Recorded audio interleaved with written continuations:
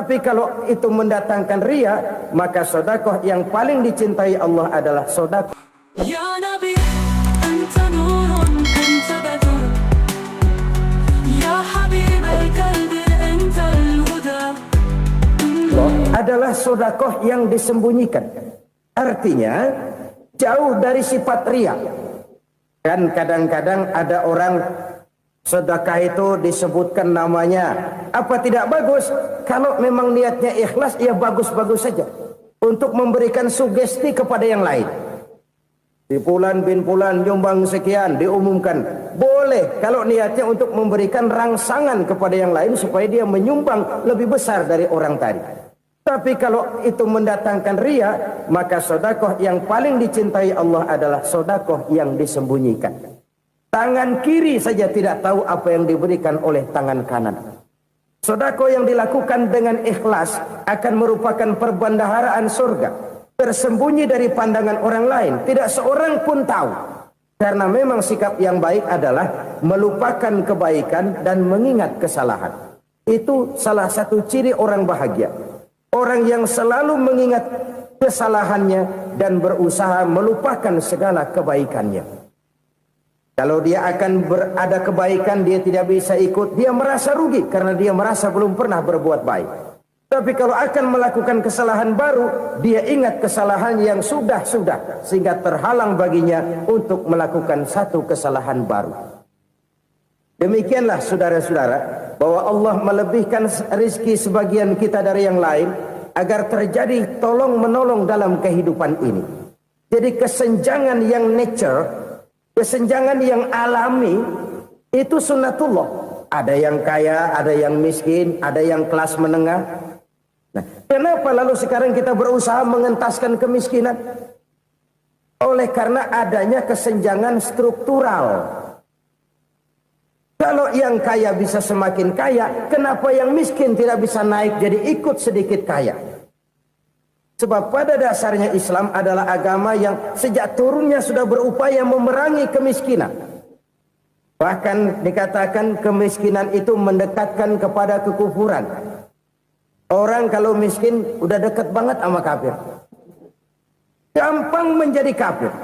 Berapa banyak saudara-saudara kita yang oleh karena soal perut, oleh karena soal materi, terpaksa meninggalkan dan menanggalkan akidahnya. Menjual petunjuk yang diberikan Allah dengan kesenangan dunia yang cuma sebentar ini. Na'udzubillah, thumma na'udzubillah. Jadi makin kita sembunyikan satu sedekah, semakin banyak perbendaharaan kita di surga. Sedekah yang paling dicintai Allah adalah sedekah yang disembunyikan. Malahan ada seorang sufi, dia punya kebiasaan kalau pergi sholat Jumat dia bawa uang, itu uang dia taruh di bawah tikar masjid. Dia niat sedekah kepada siapa saja yang nemuin itu duit. Maksudnya apa? Supaya yang nemuin nggak tahu siapa yang punya duit. Demikian dia saking ingin menyembunyikan sedekahnya. Karena sifat ria itu bisa memakan amal kita sendiri. Ria itu termasuk menyebut-nyebut kebaikan kita. Orang yang suka nepuk dada, sedikit-sedikit ngitungnya kalau nggak gua. Tuh kalau nggak gua tuh. Tuh yang belas itu kalau nggak gua, kalau nggak gua. Iya kalau nggak lu kenapa emang? Orang yang suka menepuk jasad. Terus biasanya memang begitu saudara-saudara. Kalau perang lagi berkecamuk, orang nggak sempat ngaku jadi pahlawan. Tapi begitu perang selesai, yang kagak kenal bedil ngaku pahlawan, mas. Itu sesuatu yang biasa. Oleh karenanya, orang-orang yang ikhlas dalam bersedekah, disembunyikannya sedekah itu, Allah cinta betul. Malahan ada hadis memberikan jaminan, inna sedaqatal mar'il muslimi tazidu fil umri wa tadfa'u mitatas su'i. Sesungguhnya sedekahnya seorang mukmin tazidu fil umri, bisa menambah umur panjang. Wa tadfa'u mitatas su'i, dan menyelamatkan manusia dari mati secara su'ul khatimah. Jadi siapa yang kepengen panjang umur, banyaklah sedekah. Yang bosan hidup, pelit terus. Sedekah menambah panjang umur dan menyelamatkan manusia dari mati secara su'ul khatimah. Pak, katanya umur itu nggak bisa ditambah, nggak bisa dikurangin. Kapan? Kalau ajal sudah datang. Wa idza jaa ajaluhum la yastakhiruna sa'atan wa la yastaqdimun. Kalau ajal datang tidak bisa dimajukan, tidak bisa dimundurkan. Itu kalau ajal sudah datang. Tidak bisa lagi umur ditambah dikurangi, sudah datang. Tapi kalau belum datang, itu kan haknya Allah. Mau ditambah, mau dikurangi, hak prerogatif Allah. Sebagai pencipta manusia, Allah maha kuasa dan maha mampu. Sedekah ini menambah panjang umur dan menyelamatkan manusia dari mati secara su'ul khatimah. Itu orang mati kan sama ya, kondisinya mati, nggak nafas. Tapi hakikat mati kan lain-lain. Ada yang mati itu husnul khatimah, baik akhirnya. Misalnya lagi ngaji mati, lagi sholat mati, lagi sedekah mati. Ini yang dinamakan dengan husnul khatimah, baik di akhirnya. Sebaliknya ada yang su'ul khatimah, jelek di akhirnya. Ini yang jadi catatan akhir. Lagi nyekek botol, mampus. Lagi banting kartu, modar. Su'ul khatimah, jelek pada akhirnya. Sedekah menyelamatkan manusia dari mati secara su'ul khatimah. Dan kita semua kepengen mendapat husnul khatimah, jauh dari su'ul khatimah. Oleh sebab itu yang bisa menyelamatkan kita dari penyakit itu antara lain adalah sedekah yang disembunyikan. Yang dikerjakan dengan ikhlas karena Allah. Tidak karena kepengen dipuji orang, tidak karena ingin dikatakan orang pemurah, sebab orang dermawan itu orang yang memberi tanpa harus diminta. Kalau masih harus diminta, ya belum dermawan namanya, masih harus diminta. Kalau nggak diminta ya tulus, lolos, polos. Saudara-saudara kaum muslimin rahimakumullah. Harta adalah amanat dan akan kita pertanggungjawabkan. Allah melebihkan rizki sebagian kita dari yang lain agar kita saling tolong menolong, bantu membantu. Nabi janjikan siapa yang meringankan beban saudaranya muslim di dunia, Allah akan meringankan bebannya di akhirat nanti. Sebuah jaminan dari baginda Nabi.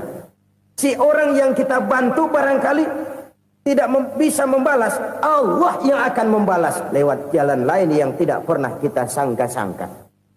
Ada orang tanya, Pak, ini ada orang nyumbang masjid sambil marah-marah, bagaimana? Saya bilang sumbangannya aja ambil, marahnya jangan. Marahnya jangan diambil, itu urusan dia. Saudara-saudara kaum muslimin rahimakumullah. Umat Islam ini kan umat yang punya potensi besar. Kadang kita merenung, kenapa kadang-kadang pembangunan masjid kok lambat sekali? Kalau hotel hari ini peletakan pertama, bulan depan peresmian. Supermarket hari ini peletakan batu pertama, minggu depan peresmian. Tapi kalau sudah yang namanya masjid, kadang-kadang peletakan batu pertama sekaligus jadi batu terakhir. 3 tahun, 4 tahun, campur nebar jalak di jalanan, duit dijaring kayak ikan sepat. Apa tidak ada orang Islam yang kaya? Banyak. Apa tidak ada pengusaha muslim yang jadi konglomerat? Ada. Lalu yang belum banyak itu yang komit terhadap nilai-nilai agamanya. Akhirnya kita jatuh jadi umat yang lemah. Belum ada pengusaha konglomerat muslim buka pabrik supermi cap beduk misalnya umpamanya atau pabrik kecap cap sorban supaya identitas keislamannya sedikit kelihatan. Kita jatuh jadi umat yang lemah karena potensi tidak terinventarisir dengan baik. Kita ini ibarat kompor yang cuma matengin nasi orang lain. Potensi kita dimanfaatkan oleh orang lain. Ukhuwah Islamiyah kita baru terbatas kepada silaturahmi. Ukhuwah di bidang ekonomi kita lemah, ukhuwah di bidang kebudayaan kita lemah, apalagi ukhuwah di bidang politik kita lebih rapuh lagi. Padahal ukhuwah itu adalah totalitas kehidupan manusia, menyangkut ipoleksos bud, memerlukan nilai-nilai ukhuwah. Jadi oleh karena itu mari kita menyadari di dalam harta kita, walaupun kita yang cari pergi pagi pulang sore peras keringat banting tulang, di sana ada harta anak yatim, di sana ada hak masjid, di sana ada hak pesantren, di sana ada hak jihad. Berbahagialah seseorang apabila dia oleh Allah dijadikan keran. Keran itu menyimpan air, tapi tidak untuk dirinya, tapi disalurkannya kepada mereka yang memang memerlukannya. Saudara-saudara kaum muslimin rahimakumullah, ini yang pertama. Jadi perbendaharaan surga adalah menyembunyikan sedekah. Orang lain nggak tahu, kita pun nggak pernah ngitung-ngitung. Kita anggap lewat begitu saja, padahal itu deposit akhirat. Satu. Yang kedua, perbendaharaan surga itu apa? Wa kitmanul musibah, menyembunyikan kesulitan. Kadang orang takut menghadapi kesulitan, tapi makin kita merenung, hidup ini kan sebenarnya urusan. Takut sama urusan, ya jangan hidup. Tandanya orang hidup itu kalau punya urusan. Urusan merupakan problem sering menimbulkan kesulitan. Kesulitan bukan untuk ditakuti, tapi untuk diatasi dan dicarikan jalan keluarnya. Siapa sih orangnya yang nggak pernah sulit-sulit? Makin tinggi status sosialnya, makin gede urusannya. Makin tinggi kualitas imannya, makin berat tingkat kesulitannya. Cuma memang yang namanya enak itu seperti pelangi. Biang lala itu nggak pernah di atas kepala kita, di atas kepala orang melulu. Lo sih enak lo, kata kita. Dia juga bilang yang enak kan lo. Pelangi itu nggak pernah di atas kepala kita. Kata tukang beca, aduh enak ya naik Mercy.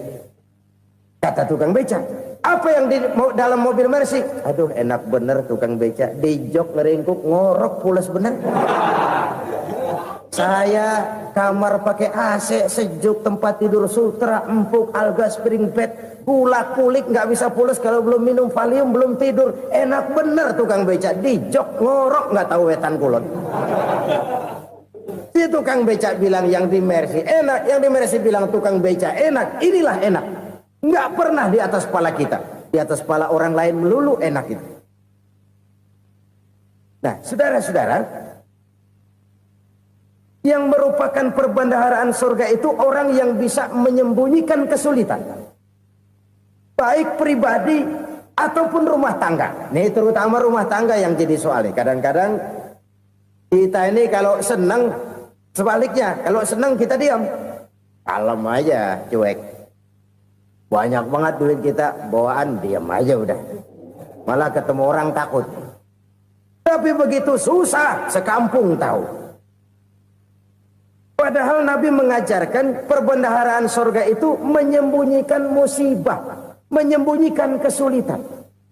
Kalau enak, cerita sama orang-orang. Kalau nggak enak, rasain sendiri, tekan sendiri, atasin sendiri. Kita kan sebaliknya.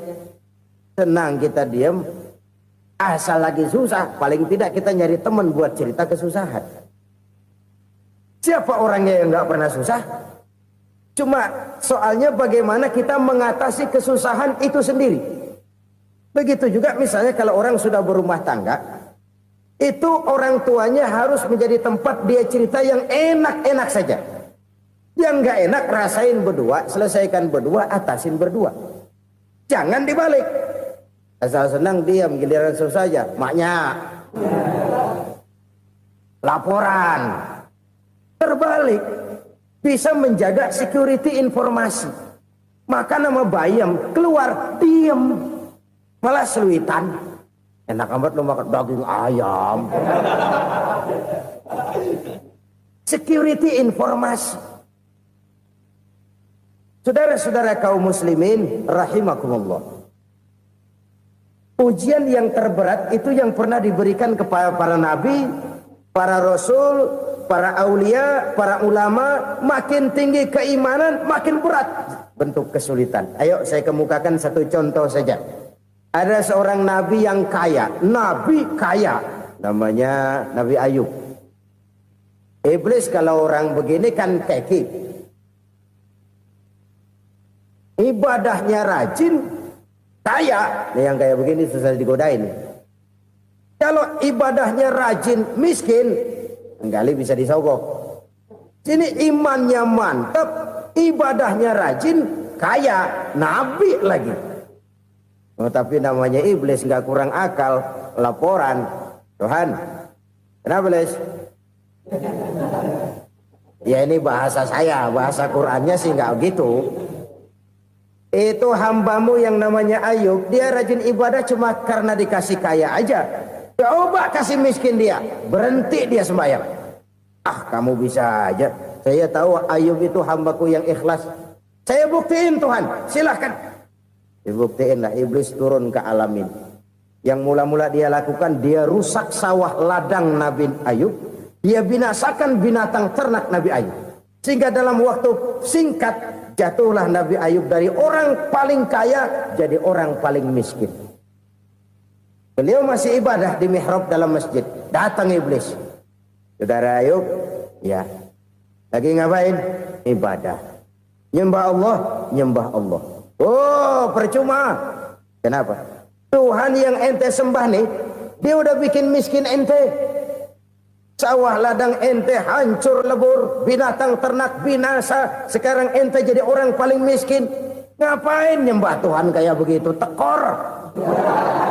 Udah berhenti dah ibadah, berhenti ibadah. Ini iblis sama Tuhan laporannya lain, yang dikerjakan kepada Nabi Ayub juga lain. Benar begitu iblis kata Nabi Ayub? Iya, sawah ladang saya habis, buras. Binatang ternak saya binasa, binasa. Saya miskin, bangpak. Apa jawab Nabi Ayub? Bukan innalillahi, ya ini hebat. Alhamdulillahillazi a'tani wa akhza minni.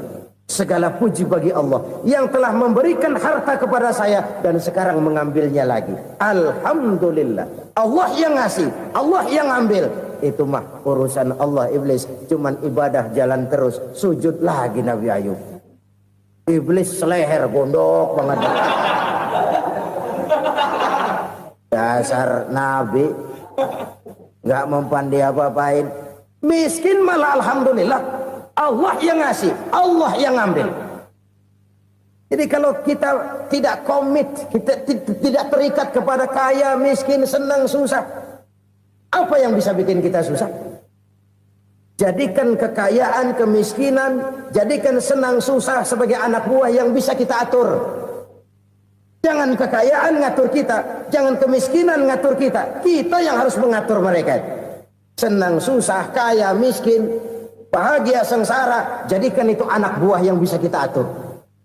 Kalau sekarang kita kaya, lain saat boleh jadi kita miskin, semiskin-miskinnya. Allah yang ngasih, Allah yang ngambil. Tenaga mana yang bisa menghalangi? Ibadah jalan terus. Iblis makin gondok. Dasar Nabi loh. Akhirnya apa? Nabi Ayub dikerjain, diberikan penyakit. Demikian fatal penyakitnya. Bayangin, udah miskin sakit. Masya Allah. Miskin sakit. Sakitnya nggak lama, kira-kira 16 tahun. Istrinya 3, 2 mental minta ceraiin. Ngerawatin laki bengek begini. Senang belum tentu, susah udah pasti nih. Cerai aja, cerai dah. Cerai. Tinggal satu Siti Rahmah yang setia menemani beliau. Sesetia-setianya hati perempuan. Satu saat Siti Rahmah bilang, "Bang, iya, abang kan Nabi bang. Lalu, namanya Nabi kan doanya jarang meleset bang. Maksud kamu minta kenapa sih sama Tuhan biar abang sembuh baik dah bang?" Siti Rahmah, iya. Saya sakit berapa tahun sih dah? 16 tahun bang. Sebelum ini saya sehat berapa tahun? Ya kira-kira 60 tahun bang. Nah coba ente banding-bandingin Rahmah. Saya dikasih sehat 60 tahun. Dikasih sakit 16 tahun. Sudah nggak sabar. Mau doa kepada Allah minta sembuh. Saya malu. Malu kepada Allah. diuji dengan yang luar biasa seperti ini, tidak mengganggu stabilitas kehambaannya. Dia tetap menghamba kepada Allah Subhanahu wa ta'ala. Saudara-saudara kaum muslimin rahimakumullah, kunci menghadapi kesulitan itu apa? Allah jelaskan dalam satu ayat, wa basyiris sabirin alladzina iza asabathum musibah qalu inna lillahi wa inna ilaihi raji'un. Gembirakan orang-orang yang sabar. Siapa mereka itu? Yang apabila mendapat musibah mereka kembali kepada keyakinan dasar, segalanya dari Allah dan segalanya akan kembali kepada Allah. Ini konsepsi dasar dari sikap muslim dalam menghadapi berbagai kesulitan. Segalanya dari Allah, segalanya akan kembali kepada Allah. Kalau ini sudah kondisi dasarnya, maka kita akan lapang menghadapi kenyataan bagaimanapun pahitnya. Apakah itu namanya miskin? Apakah itu namanya sakit? Bahkan maut sekalipun. Maut sekalipun. Segalanya dari Allah, segalanya akan kembali kepada Allah. Ini sikap hidup, bukan sekedar ucapan. Kita kadang-kadang menjadikannya sebagai ucapan. Mulutnya sehingga berhenti, innalillahi wa inna ilaihi raji'un, tapi nangisnya terus gerung-gerungan. Bukan itu, ini kesadaran moral. Kalau segalanya dari Allah, segalanya kembali kepada Allah, kan sebenarnya cuma nunggu giliran. Hari ini saya nyembayangin dia, entah hari apa saya disembayangin orang. Hari ini saya antar dia ke kubur, entah hari apa orang nganterin saya ke kubur. Hari ini saya tahlilkan dia, entah nanti kapan orang tahlilkan saya. Segalanya dari Allah, segalanya akan kembali juga kepada Allah. Oleh sebab itu saudara-saudara, kesulitan bukan untuk ditakuti. Kesulitan justru untuk diatasi, dicarikan jalan keluarnya. Dan tidak ada orang yang tidak pernah mendapat kesulitan. Tidak ada. Semakin tinggi status sosial, semakin tinggi kualitas keimanan, semakin besar juga tingkat kesulitan. Hanya saja bagaimana cara kita mengatasinya. Dan Al-Quran menyatakan, inna ma'al usri yusra. Di balik kesulitan itu pasti ada kemudahan. Roda itu berputar. Karena itu Rasulullah sallallahu alaihi wasallam mengingatkan kepada kita, ta'arraf ila Allah fir raha ya'rifka fis syiddah. Ingatlah kepada Allah di waktu kamu senang, supaya Allah ingat kepada kamu di waktu kamu susah. Kalau waktu senang kita ingat kepada Allah, kita susah, Allah tidak akan meninggalkan kita. Tapi kalau waktu senang kita jauh dari Allah, sujud tidak sempat, dengan masjid jauh, ketika senang kita lupakan Allah. Nanti begitu kita susah, Allah lupakan kita. Dan itu menyakitkan. Oleh karena itu orang-orang tua kita dulu bilang, kalau lagi sehat ingat-ingat lu bakal sakit nanti. Kalau lagi kaya ingat-ingat satu saat kita bakal jatuh miskin. Bahkan kalau lagi muda ingat-ingat kita bakal tua. Dan yang terpenting, kalau lagi hidup ingat-ingat kita bakal mati. Saudara-saudara kaum muslimin rahimakumullah. Jadi yang kedua yang merupakan perbendaharaan surga, menyembunyikan musibah. Saudara-saudara kaum muslimin rahimakumullah. Hal ketiga yang merupakan perbendaharaan surga adalah wasilatur rahmi. Orang yang suka bersilaturahmi. Sebagaimana yang kita maklum bahwa manusia adalah makhluk yang disebut zon politika. Makhluk sosial yang tidak mungkin hidup sendiri-sendiri. Betapa dan siapapun kita memerlukan orang lain. Bodoh betul manusia kalau tinggal di tengah masyarakat tapi tidak mau bermasyarakat. Merasa hebat sendiri, pinter sendiri, gagah sendiri, kaya sendiri. Mungkin kalau mati juga ngubur sendiri. Jangankan kita di sini, di sorga saja Nabi Adam waktu sendirian bengong melulu, ngondar mandir. Allah tegur dam sepi dam. Ya ini kalau bahasa saya. Iya Tuhan sepi ini nggak ada coret-corekan pisan ini. Diciptakan Siti Hawa baru anteng Nabi Adam. Itu di sorga. Cobalah. Umpamanya saudara tinggal di Jakarta nih. Kayak bener. Apaan aja di Jakarta punya saudara dah. Jembatan Semanggi ambil. Monas, Buntel bawa pulang. Hotel-hotel ambil semua. Cuman tinggal di Jakarta sendirian, apa enaknya? Betapa dan siapapun kita perlu orang lain. Tidak ada seorang pun yang bisa memenuhi kebutuhan hidupnya secara sendiri-sendiri. Nah, Islam telah menyelamatkan manusia dari ras diskriminasi, mengikat manusia dengan persaudaraan yang berlandaskan kepada akidah. Karena itu dianjurkan bersilaturahmi. Bahkan Nabi menyatakan, man arada ayyubsata lahu fi rizqihi wa yunsa'a fi atharihi falyasil rahimah. Siapa yang kepengen diluaskan rezekinya dan dipanjangkan usianya, banyaklah ia bersilaturahmi. Siapa yang kepengen dimudahkan rezekinya, hendaknya ia banyak bersilaturahmi. Kalau banyak teman, kesulitan kan paling tidak ada tempat cerita. Udah susah, sendirian kita pikirin diri, nggak ada tempat tukar pikiran. Cepet banget sama bengek. Dilawan sendiri. Nah, secara makro kita bisa berkata, tidak mungkin ada kemenangan kalau tidak ada kekuatan. Tidak ada kekuatan kalau tidak ada kesatuan dan persatuan. Tidak mungkin ada kesatuan dan persatuan tanpa semangat silaturahmi. Kalau umat Islam mau menang, dia harus kuat. Kalau umat Islam mau kuat, dia harus bersatu. Kalau umat Islam mau bersatu, dia harus membudayakan silaturahmi ini. Bahkan sampai-sampai kata Nabi, kalau bisa cari nilai tambah. Apa? Silman qata'ak. Bersilaturahmilah kau kepada orang yang marah denganmu. Masya Allah, indahnya ajaran agama kita. Orang yang marah pun kepada kita, kata Nabi, kalau bisa bersilaturahmilah kepadanya. Kepada orang yang marah itu. Di situ nilai tambah. Cuman jujur nih hadis, ngucapinnya gampang, ngamalinnya yang berat banget. Orang marah sama kita disuruh silaturahmi, ada apa malu? Lu marah, ada gua marahan lagi. Tunggu pikirin. Saudara-saudara kaum muslimin rahimakumullah. Tapi ini yang diajarkan, bahkan ini yang dicontohkan oleh baginda Rasul.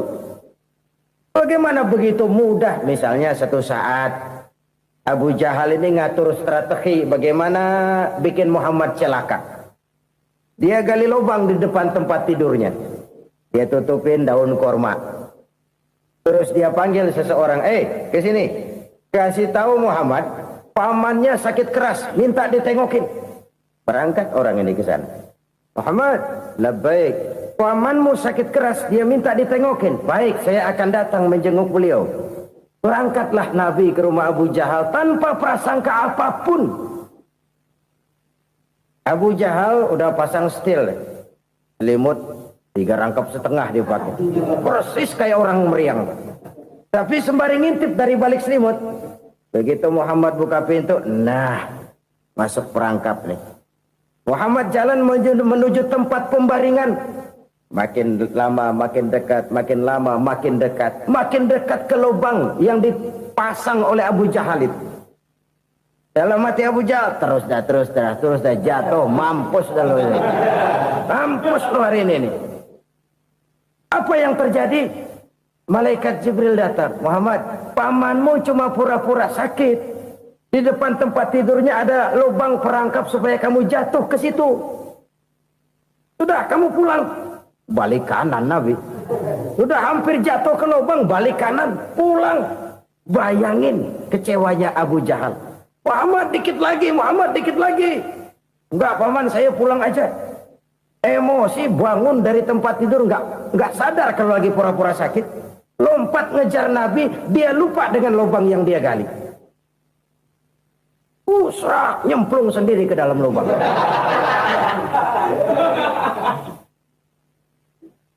Nabi terus berlalu. Ini terjadi keanehan. Jatuh ke lubang yang dia gali itu sebenarnya nggak terlalu dalam ya. Antara 3-4 meteran lah. Tolong saya jatuh ke lubang ini. Datanglah pelayan-pelayannya itu. Angkat saya dari sini. Oh, yang ngulurin tambang. Satu gulung, belum juga nyampe itu tambang. Kurang, beli lagi ke warung. Sambung, ulur lagi. Nggak juga bisa sampai. Wah ini kerjaan Muhammad ini. Tolong siapa salah seorang kamu ke rumah Muhammad, kasih tahu encangnya kecebur. Minta ditolongin. Sampaikan kepada Rasul. Kenapa? Pamanmu jatuh ke lubang, Muhammad minta tolong diangkat.